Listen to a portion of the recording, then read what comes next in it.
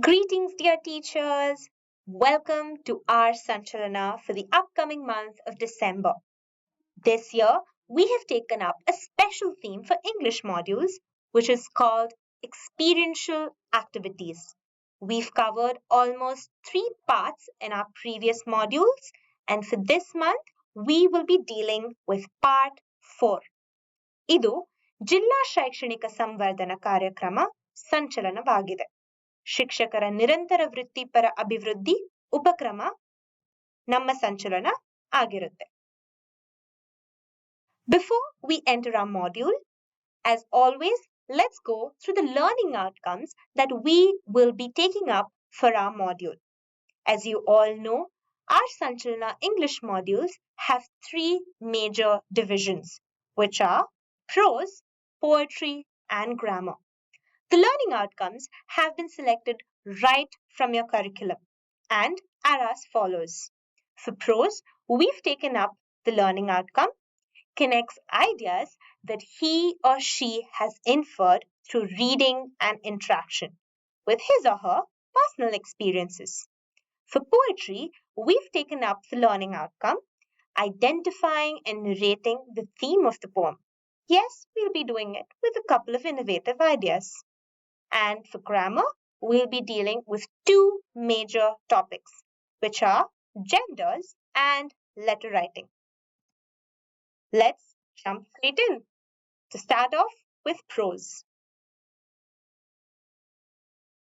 As we all know that our curriculum has planned a set of chapters for each month. We know that these are the chapters that have been planned across grades 4, 5, 6, and 7 for the upcoming month of December.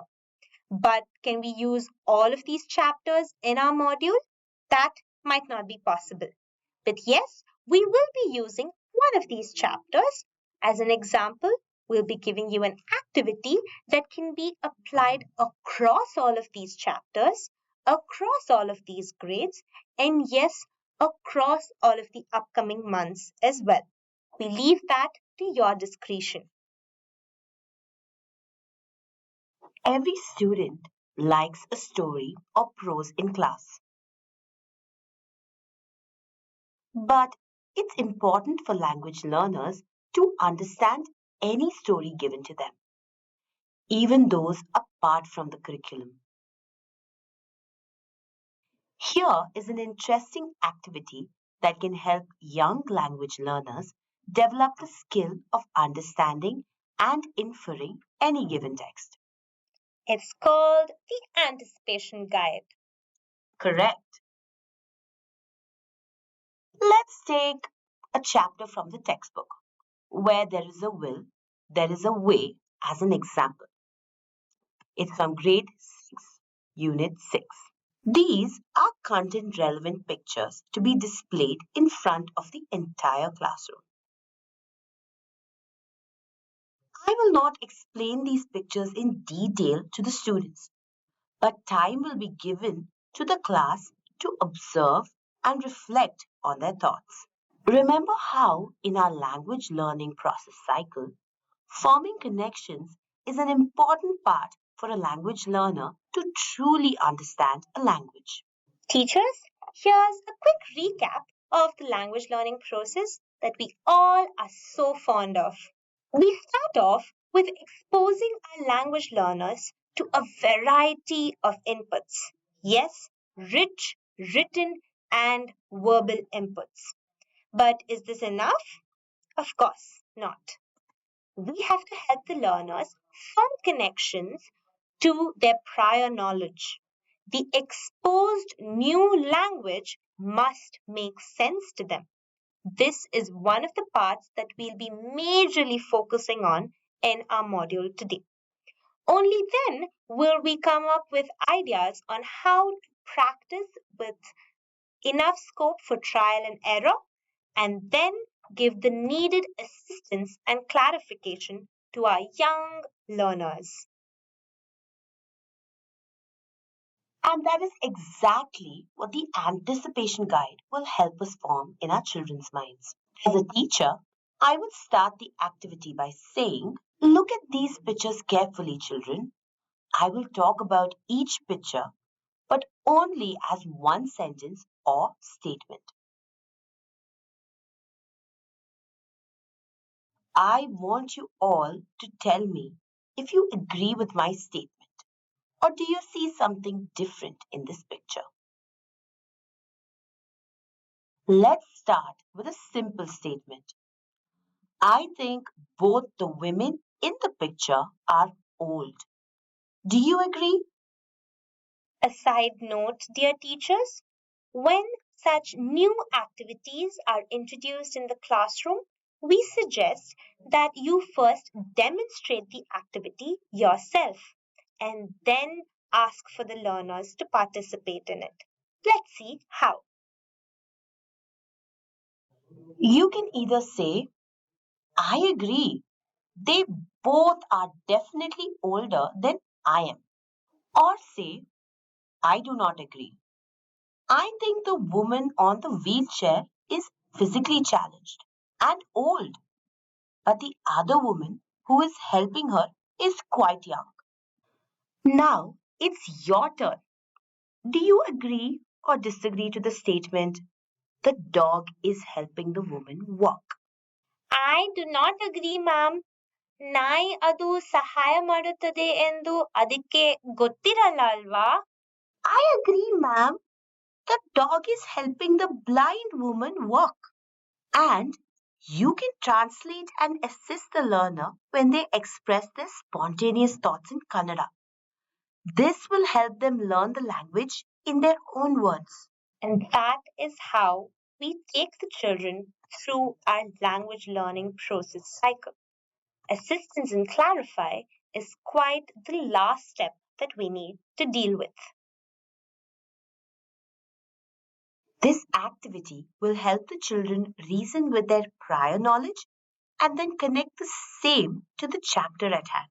This also helps the language learners think about a given context and express their thoughts in the target language. Which is English, correct? Yes, you're right. But you know what? It is not in a manner that is learned and memorized word to word. This is out of their own minds and feelings. Here's a quick anticipation guide format for all of your reference, dear teachers. Please do utilize this in your classrooms for higher grades or higher levels up for the same activity. How do we use this?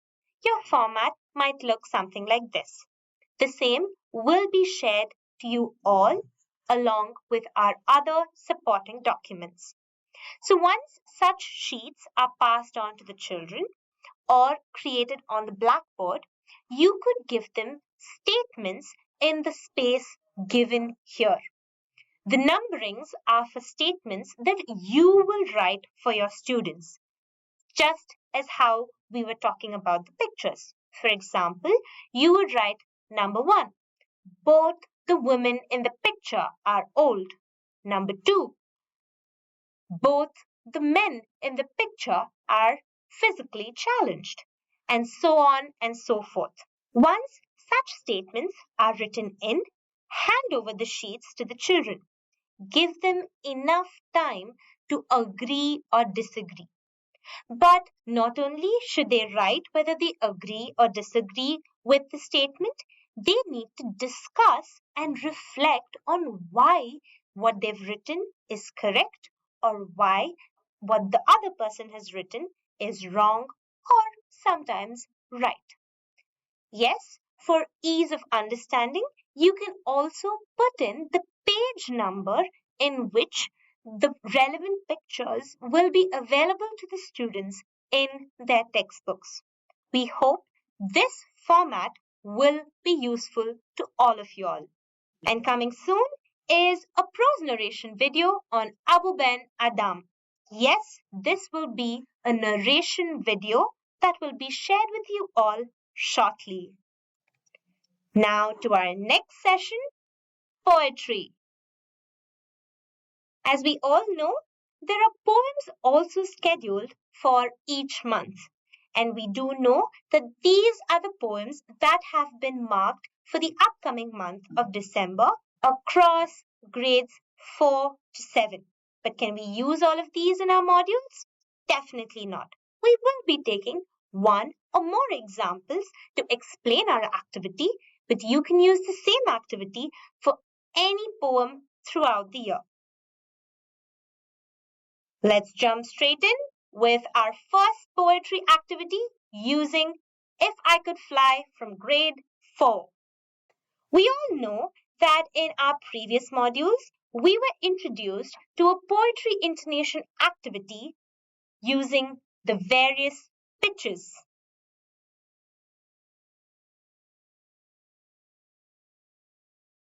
And yes, we do know that you all quite enjoyed it. This time, we'll be dealing with part 2 of poetry intonation, but yes, we'll be using it to identify and narrate the theme of the poem. But pitch will not be our focal point, tone will be our focal point. Let's see how. If I Could Fly is a poem about a child's wish or dream. Can you all share a wish or dream you have in your heart with the class? I wish I could run as fast as a cheetah, ma'am. Uh, I wish I could be invisible sometimes, ma'am. Wonderful. I also have a wish. I wish I could have a magic paintbrush and draw or paint any place and make it real. I could visit all my favorite places then. That is such a beautiful wish. Close your eyes and imagine the child in the poem reciting the poem to you as her friends. I want you all to listen very carefully as the poem is being read out to you. I also want you all to observe if the girl is happy, sad, angry, or confused about her dream. ಕವಿತೆಯಲ್ಲಿರುವ ಹುಡುಗಿ ತನ್ನ ಕನಸಿನ ಬಗ್ಗೆ ಸಂತೋಷ, ದುಃಖ, ಕೋಪ ಅಥವಾ ಗೊಂದಲದಲ್ಲಿದ್ದಾಳಂತ ಗಮನಿಸಿ. Here's to the first tone. If I could fly, if I had a pair of wings with which to fly, I'd soar straight away up into the sky. I'd carry a brush and paints and colors bright, so I could paint every fluffy cloud in sight. I'd paint them purple, yellow, and green. They'd be the prettiest you've ever seen.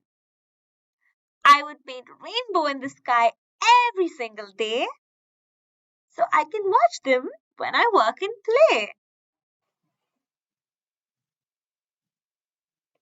Now that we've played the first tone of poem, let's give time to the children to think on what the emotion behind the poem might be.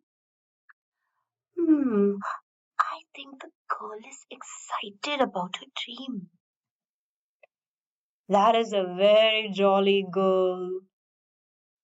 Do encourage peer discussion after a while. Children, why don't you tell your friends what you think? Do you think the girl was happy or excited? Uh, I think she is happy. I think she's a jolly girl. Now to the second tone of the same poem recited over again for the same children.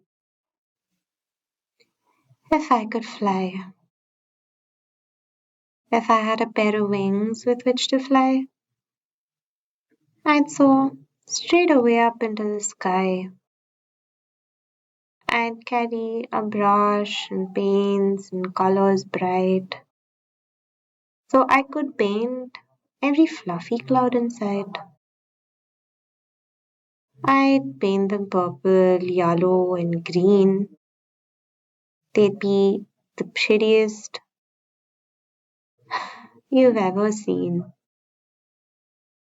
I would paint rainbow in the sky every single day so I can watch them when I work and play. Reflection time again. Take some time to think of what the girl is feeling now and how different it is from the last time. I think the girl is not happy now. Girl sounds a little sad. Then for discussion time. The girl is not very happy about her dream, I guess. Yes, she sounds a little sad. Now to the third tone of the same poem recited again for the children, but with a different emotion altogether. If I could fly, if I had a pair of wings with which to fly, I'd soar straight away up into the sky. I'd carry a brush and paints in colors bright, so I could paint every fluffy cloud in sight. I'd paint them purple, yellow, and green. They'd be the prettiest you've ever seen. I would paint rainbow in the sky every single day, so I can watch them when I work and play. Reflection time. Think the girl is frustrated. I think the girl is upset. Leading for more discussion, of course. Did you see how angry she is? I think she is angry that her dream has not come true. What do you think? Dear teachers, please do note that this is a wonderful time for children to not only share their thoughts, but to discuss and ask each other what the other person thinks. This might lead to healthy peer discussion and a good round of reflective questions and answers. See how the same poem changed in meaning every time I read the poem differently? Which one is the correct one, ma'am? Hmm, the poem is a happy poem. So, which voice tone should we use to read this poem? The first one seems correct to me. And this is how we lead our students and young language learners through an experience of the different tones, the variety of emotions which can be conveyed through those tones, and then ask them what the importance of it is. This will lead them to identify the theme of the poem by themselves. And that is exactly why tone is very important in reciting a poem. It helps us understand the theme and intent of the poem better. Now to the same activity, but a little grade up. Let's use an example from grade 7, shall we? Now, children, I hope you all had a good time celebrating Deepavali and busting crackers. You must be wondering why Deepavali has anything to do with mountain climbing. Sit back and hold tight, it's just context setting. Can one of you share your experience of the recent Deepavali celebration at your place? It was beautiful, ma'am. I enjoyed it a lot. Thank you for sharing your experience with the class, dear. Here is a small activity for you now. I want you to go around the classroom twice and tell me the same experience before you sit down. Don't worry, this is not homework, but just a demonstration activity. Once the child has taken 2 rounds around the class, we will ask the child the same question. Now, can you tell me what your Deepavali experience was? Uh, uh, it was beautiful, ma'am. Um, I I I enjoyed it a lot. Now, children, can you tell me what the difference between the first time your friend shared his Deepavali experience and the second time he shared it? He was a little tired the second time, ma'am. Exactly. Now let's try and see how the poet of this poem, Mountain Climbing, gets tired as he or she climbs the mountain. In this manner, students can be helped to form connections in their mind using their own experiences as a context. Can we now listen to the poem at hand in different tones? I want one of you to recite the poem in a relaxed manner first. Mountain Climbing by Laura Howell Honor. Stumbling down, stones loose, muscles grow numb, tackling the incline. Apex reached, breathless fascination, the world beneath me conquered, now mine. Now, can somebody else read the poem in a more tired manner, like someone who is panting after climbing a huge mountain for a while? Through the mist, up the winding road to the mountain high, I did climb. Um, Eager I walk over stones and dust, higher and higher, lost in my mind. And that is how we end our poetry session for both grades, lower and higher. Yes, teachers, in a while you will be given a poetry recitation video on the Wonder Bowl. Stay tuned to get more of such videos. Now to the last part of today's session, grammar. Now, let us undertake the responsibility of teaching our children the various types of genders. Here's a wedding, a different way to learn genders. Meet Gaurav and Vidya. It's their wedding, of course. A different way to learn genders. What are we going to deal with? Yes, the different types of genders and the different pronouns that can be used for these various types. For example, masculine, feminine, and neutral are the various types of genders. But the pronouns used for each of these types are quite different and specific. Some of them are he, she, it, and they. Let's see how to use them, shall we? Because we are all unique. Genders, of course. Here's a special guest list that Gaurav and Vidya have come up with for their wedding. They've not only invited family and friends, but they've also invited a couple of animals.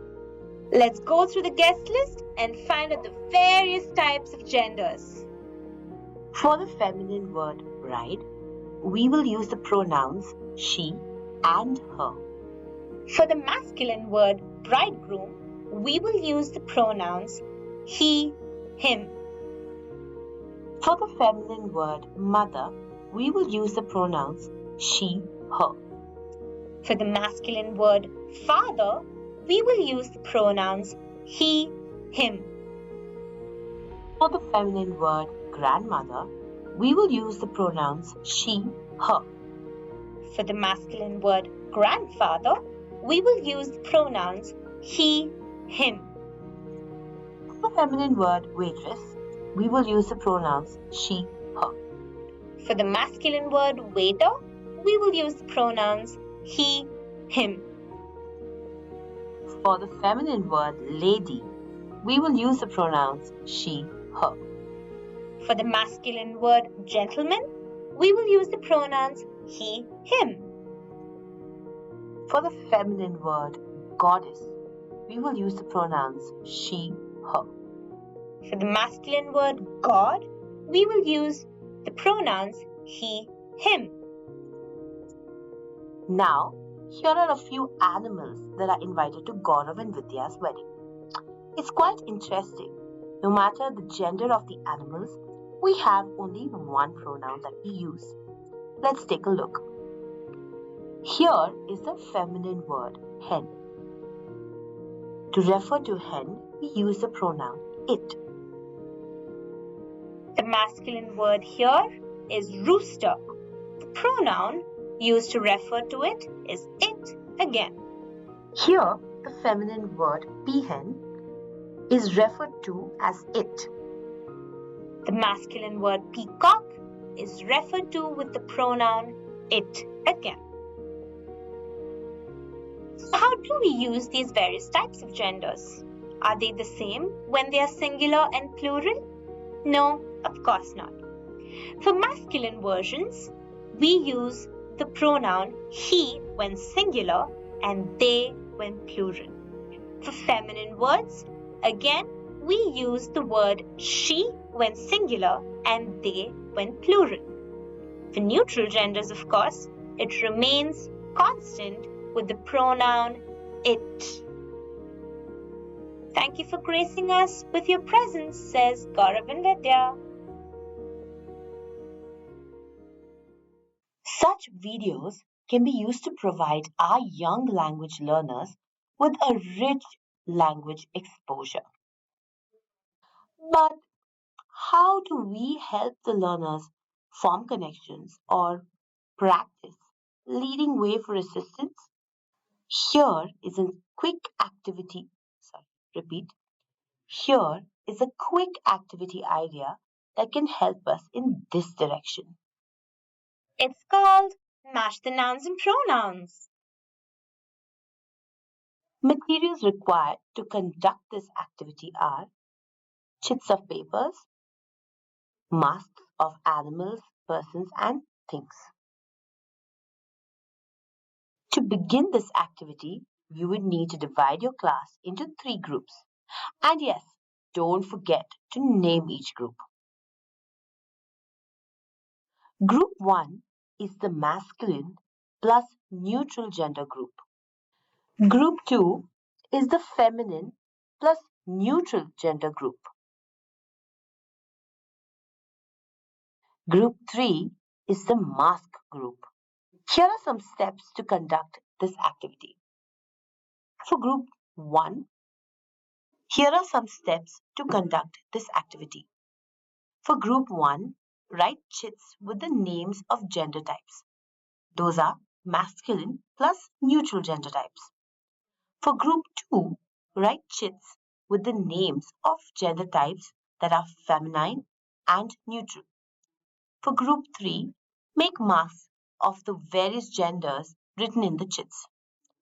For all the groups, write chits with pronouns of gender types, that is, masculine, feminine, and neutral. Here's how the activity flows. Create chits and keep them in a bowl or on the desk. Ask each student to come one by one and pick a chit from the group 1, that is the masculine set. The child is asked to talk about the animal, person, or thing given in the chit in 2 to 3 sentences. The child is then asked to pick the right chit with pronouns from group 2 and make one sentence using the same. The child is then asked to pick the right chit with pronouns from the last set and make one sentence using the same. The child can then pick a matching mask from group 3. Repeat the same activity for group 2, which is feminine names. Now that we've learned how to teach genders in our classroom, looked at a video, and looked through an activity, let's move on to letter writing. Memorizing the format for letter writing might be difficult for the students. Here is a video that might make it easier to understand how to write a letter. The doodle video on the body of the letter is soon to come, dear teachers. Try giving spontaneous topics for letter writing to encourage intelligent writing among the children, such as a formal letter from a rabbit, who is the subject, to the lion, who is the king. Or how about an informal letter from a butterfly to a flower? This will definitely help the learners form connections and practice on their own. How do we use Teachopia? Here's how we can navigate through our app to find the various resources that we've been talking about throughout our module. If you'd like to access our grammar videos, here's how you can go about it. Download our Teachopia app and it will lead you to our home page. There are 3 icons at the bottom of the page. Click the Content button.